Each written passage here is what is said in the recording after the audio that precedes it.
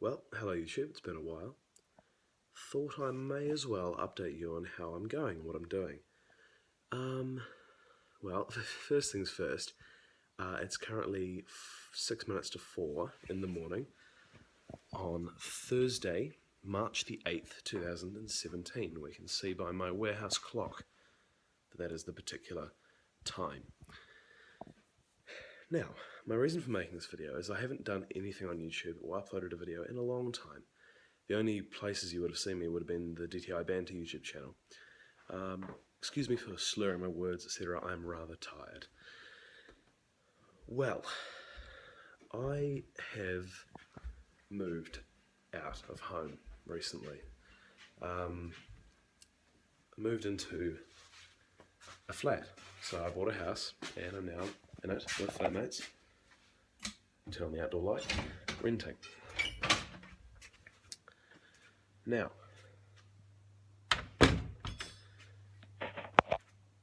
that means that I'm constantly busy with flat work. And obviously the reason why I'm in a flat is because I'm going to university. I attend the University of Canterbury. I'm studying towards a Bachelor of Science, majoring in Computer Science. And that's taking up quite a significant portion of my time as well. But I thought, well, I may as well start making YouTube videos again because why not? That'd be interesting. So, switch cameras and I'll give you a little tour. 4 AM tour. The slight disadvantage of living in a flat situation is stuff like this all the time from other people.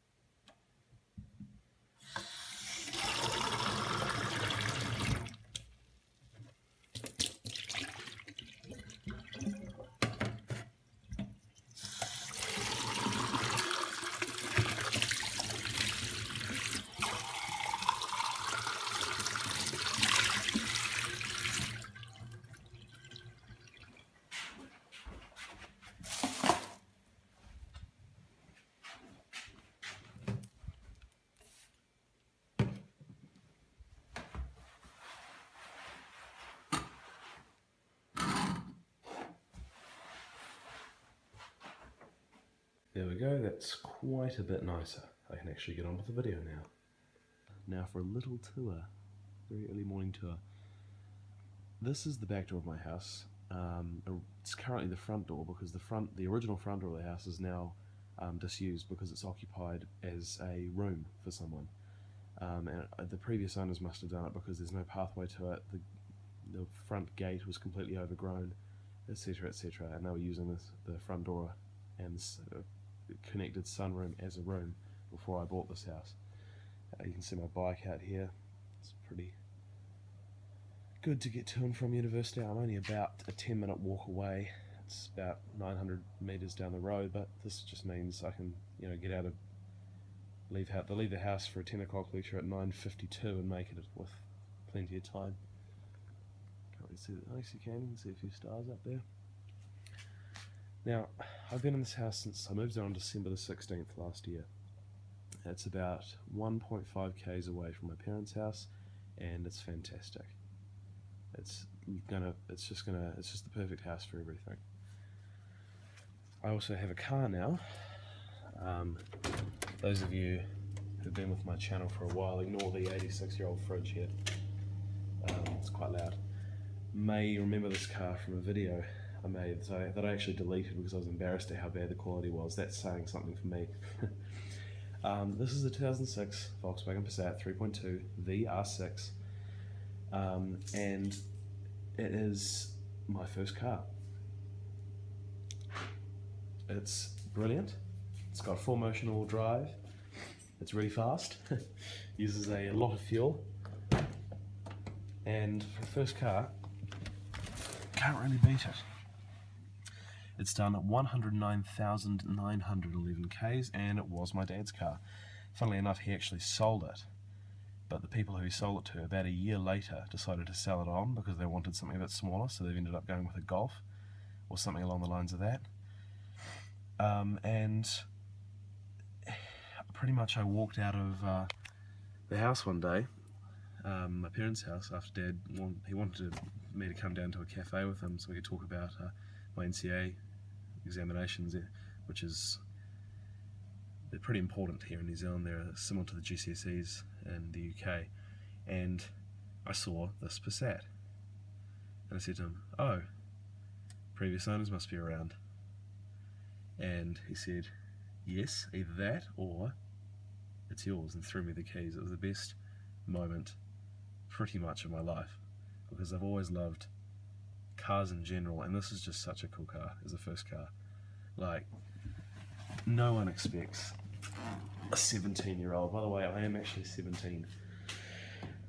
No one expects a 17-year-old to have anything like this. You know, I could just go on about this car. I could make an entire YouTube video about this car, and I probably will, once I actually pass my restricted test, which I'm attempting to next Wednesday. So I'll actually be able to drive it, because at the moment I have to have a supervisor. I'm only on a learner's license here in New Zealand. One of my flatmates actually functions as a supervisor because he has a Californian driver's license that's been valid for more than 2 years, so he can be my supervisor, which is quite nice. So that means I've been able to, you know, go and help people move in and stuff. Well, here's my trailer, which is sitting tightly in here. There should be a 2004 Honda Civic here, which is one of my friend's cars, well, flatmate's cars, but he's not here for some reason. I have no idea where he is. Oh no, just kidding. It'll just be out there behind the garage door. We forgot to put it away. Here's the 86-year-old Frigidaire fridge that acts usually just as a storage place for eggs and milk and drinks, stuff like that. I don't think it has anything in the freezer, does it? Nope. It's vibrating. It's falling off. Off and off. Oh yeah, that's right. I converted all this house's light bulbs to LED bulbs. It has made a noticeable difference in the power bill, because with 5 technologically savvy young students in this house, I expected to be getting power bills of $400 to $500, but I haven't had one over $300 yet, so it's not too bad. Yep, there's the Honda. You won't be able to see it at all. You can kind of see the headlight reflecting some light from this little number 8 that I've procured from Bunnings. This is going to be quite an interesting video to watch, considering how tired I am. Once again, you can't really see it, it's just pitch black, but this house has rather expansive gardens. Not physically in terms of size, they're not very big, but it has almost every conceivable kind of fruit. We have kiwi fruit, apricot, peaches, apples, no, we don't have grapes, sorry. Raspberries, strawberries, blackcurrants. The list goes on and on. It's very well irrigated, there's irrigation everywhere.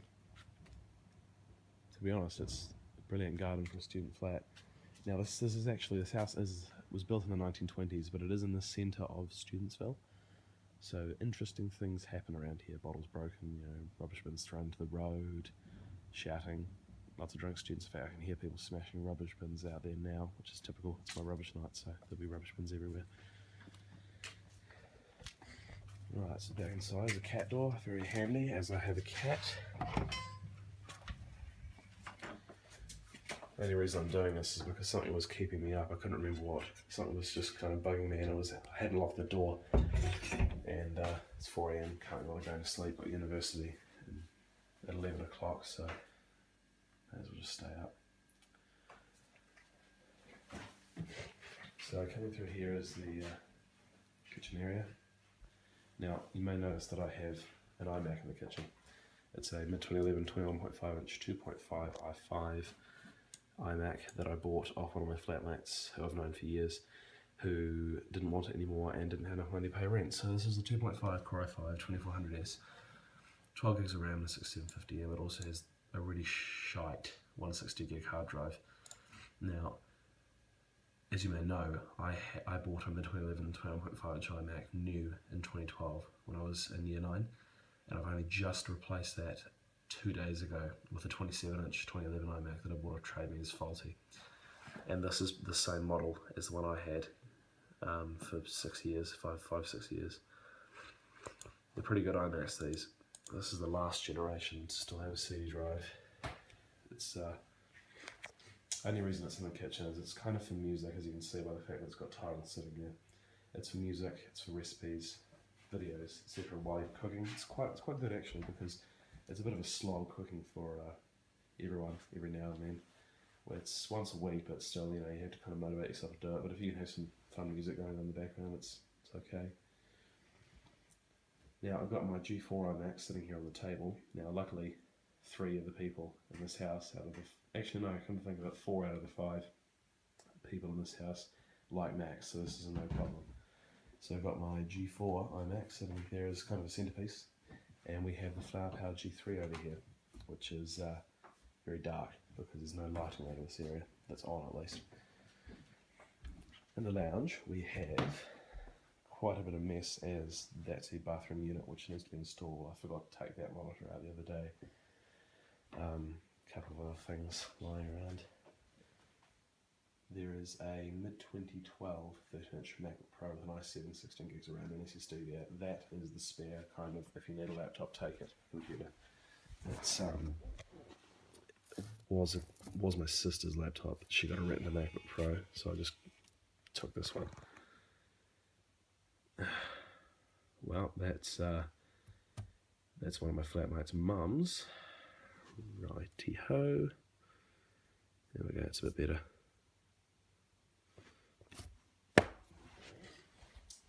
Over here you can see this absolute spaghetti junction of cables. I haven't had time to cable manage everything properly because I'm waiting on a fibre installation. So there's no point in cable managing everything until fibre is installed. My audio system, which is entirely from the Echo Shop. We have an Onkyo, I can't even remember the model now, TX-SR33E receiver, connected to a Sony SAW10G subwoofer, which is not very good. Some Kenwood, can't remember the Kenwood speakers, but I can't remember what the model is. I think it's LS8 something. LSN850R and LSN850L. Wait a second, is that backwards? Yeah, that's backwards. Okay, so that's the right speaker, just kidding. And we have some Yamaha rears over here, because this is a 5.1 capable surround sound system. It's hooked up to this home theatre PC through optical audio. And this is way darker on the camera than it is in real life, so that's going to be interesting. See how it comes out. Possibly to do with the LED bulbs. So this is my home theatre PC. It's in a RAID Max, can't remember case. It's got 16 gigs of RAM, a Core i7 4790K, a GeForce GT 610. I don't even know why it's in there, to be honest. The integrated graphics in the i7 are probably more powerful. It's just in there because it was just in the case before I put the i7 componentry in it, so I thought we may as well leave it in there. This is a server that I use for Ticket and various other, well, whatever's going really.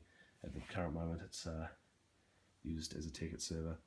It's got a Core i5 4460, 16 gigs of RAM and just integrated graphics. It's usually sitting in there, but as you can see by the cables everywhere, it's kind of hard to plug everything in with the power line adapter, especially taking up 2 slots because it's so big.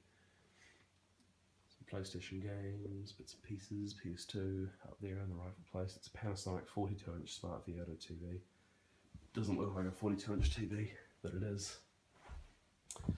It's going to be replaced with a 65-inch. It's really good TV. It's IPS, 100 Hz, smart, etc. Extremely thin, very light. but it just isn't big enough for this room, because this room is rather big. You know, if I sit over on this couch, it's a 42 inch, but it kind of just looks out of place. This looks really bad on the camera. Yeah, this is quite a nice room as well. What? Nothing. That was a rare sighting of Andrew Martin, who I thought was awake because his laptop was on and playing videos, but wasn't. So I apologise for waking him up. Sure, he'll be angry with me at some stage later on. We'll turn off these lights before I end up forgetting to. Right, that one can go off. That one can go off. That one can go off. Sure, we can find our way back and take the whole way.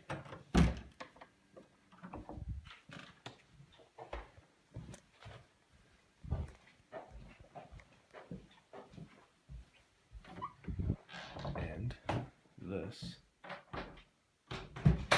is my slightly messy room at the moment. You can see some stuff on the floor in a big box, some bits and pieces, toothbrush charging. Right, well, as you can see, there's an LG 42-inch smart TV that has the coolest power on sequence ever. Look at this.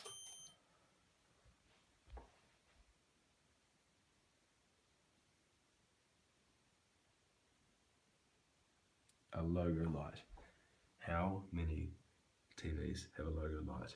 Which is partially obscured currently by sticker residue. This was from the Eco Shop as well, and it was absolutely mint until on the way home, Andrew, you want me to see it, it scratched it.